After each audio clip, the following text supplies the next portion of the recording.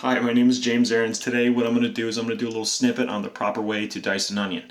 There's a few easy steps to do in order to get a perfect result every time, and I'm just going to kind of show you how to do that. There's tons of different onions. You got red, you got white, you got yellow, sweet, you have cipollini, pearl, green onions, shallots. Shallots are a cousin of onions, and what we're going to do today is we are going to dice a yellow onion.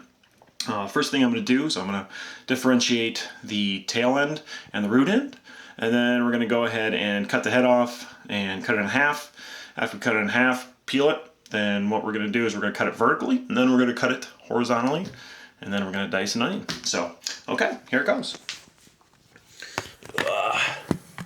Camera work needs a little work. So, first thing first, a lot of people cry when they do onions. That's because when you cut the cell walls of an onion, it releases sulfur gas, and that essentially creates sulfuric acid in your eyes. So what I'm doing now is I'm peeling like the first layer of skin off of an onion. So super simple. Like I said, I cut it in half already. So this is the root end, and then this is the head end that I cut off. And what I'm going to do is I'm going to cut it vertically first, and then I'm going to cut it horizontally.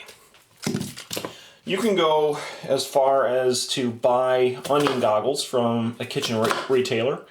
A sharp knife really helps in preventing you from crying. You can keep the onions cold, that seems to help, and I actually wear contact lenses, and that seems to, I don't know, help me out quite a bit too. So what I'm doing now is I'm cutting it horizontally. Like I already cut it vertically, and then I cut it horizontally to get that nice little square. And now what I'm going to do is I'm going to dice. Now if I